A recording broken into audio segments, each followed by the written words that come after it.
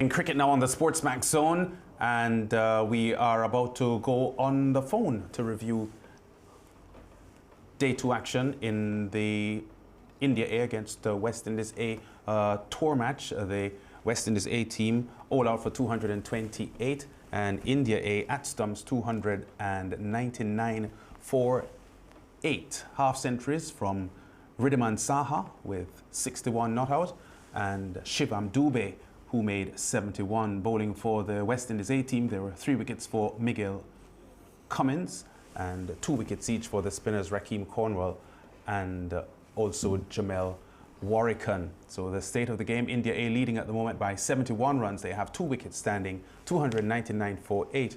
The India A team responding to the West Indies A team's 228 all out. We're about to go to Antigua to talk to Seth Burton, who was on commentary for that game today. Seth, are you with us? Okay, we don't have Seth yet, but the West Indies bowlers and fielders worked really hard today, didn't they?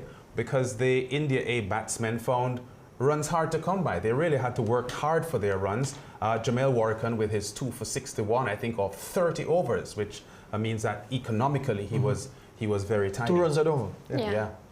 I think Seth is with us now. Seth Burton, welcome to the SportsMax zone.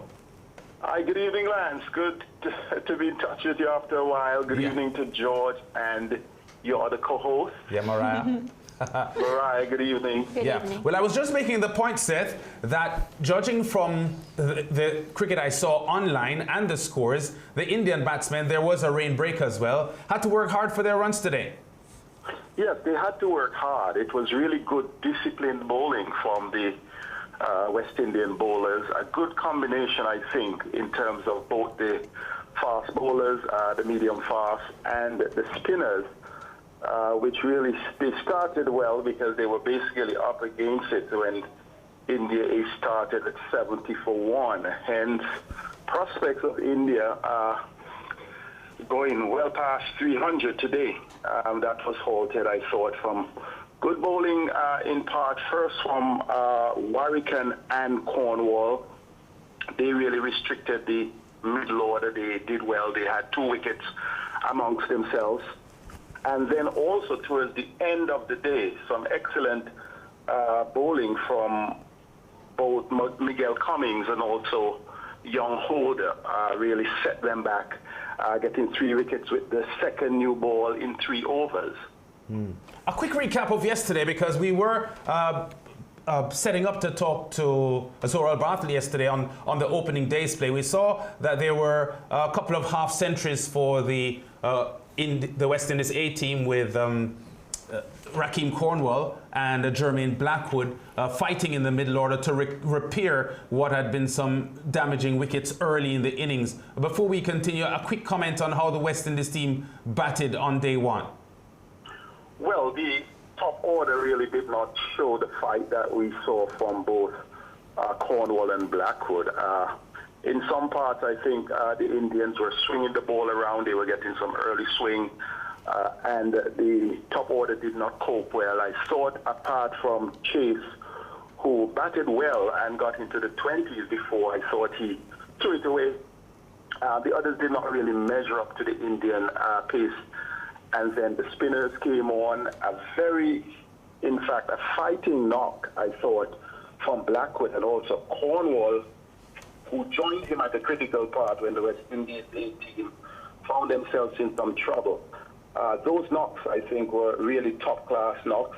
Both came together. At that critical time, they first set about repairing the early damage, batting well against both pace and spin, picking the gap, and then towards the end of Cornwall's innings, he picked up the momentum, striking a few lusty sixes. What I think, though, was the feature of that partnership between Cornwall and Jermaine Blackwood is that they were very composed. They were batting to a plan. They were able to rotate the strike. They were able to penetrate the field. Both were playing straight, but I think after one expected that they would have gotten into top gear and pushed past the 200 for West Indies A, then there was some lapse of concentration with Blackwood running down the wicket, and then 5 runs later, Cornwall, with the team having achieved 200, also deciding to go over the top and was caught deep out in the cover.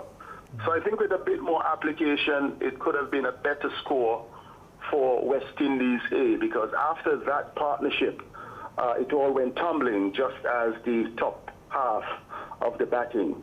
Yeah, I was commenting yesterday, Seth, that the West Indies batsmen generally, not only the West Indies A team, but the main team as well, appear susceptible to good spin bowling constantly. Shahbaz Nadeem picked up a 5-4 and was the leading bowler for the India A team in helping to restrict the West Indies total to 228 with his left arm spin. What is your assessment of how the West Indies batsmen approach batting spin and good spin bowling? Well, I think that's a fine observation. That could have been said for the middle order, but I think part of the problem is to decide whether one wants to attack or whether one wants to defend. And I think you see that indecision. For instance, you could have seen when Jamal Hamilton got out, he was neither here nor there. It was one from Nadeem going across him, and then at the end of the day, lapse in concentration, he lost his wicket. Chase, who was looking good, had the opportunity to hit with the wind, and in deciding whether to go or not to go, then he, lofted the ball in the air and he was out caught. But I think the display between Blackwood and Cornwall, that was refreshing from a West Indian standpoint. I'm wondering where Blackwood was all the time, because he's looking so polished, so composed, so correct, that I think, he could be solving one of the problems that the West Indies, at the senior level, at the international level, may be having. Yeah, well, he really put his hand, both hands, up in the circumstance. Yeah, well, he had his opportunity and then lost form and lost his spot in the team. But there are many who feel that he has enough quality if he applies himself to get back into the team. So you're pretty much suggesting that based on what you saw, he's looking determined enough to get back there. But as we wrap, Seth, 71-run lead here by the India A team. It's only a 4-day match. So you would hope from a West Indies standpoint that when they get in, they put their heads down and provide some resistance here and prevent this pretty strong India A team from going on to a victory. Well, certainly they would have to dig in from the start. It's not going to be easy. Obviously, their first task in the morning would be to get India wrapped up within quick time, because you would not want to be chasing, to be behind by more than 100 runs. So once they can actually erase that deficit, it will be a tall order. But I do think that they have the batting capacity to do it. Whether the discipline is there, I think much will be dependent on those two, both Cornwall and Blackwood, and Ruston Chase, who really struggled badly in the one-day series, would also like to get on top of his game, because we know his capabilities. Okay, well, Seth, great talking to you. We'll be linking up again with you most likely on Friday as the game completes its third day. But thanks for joining us on The Zone. Thank you, Lance, and all the best to everyone. Okay.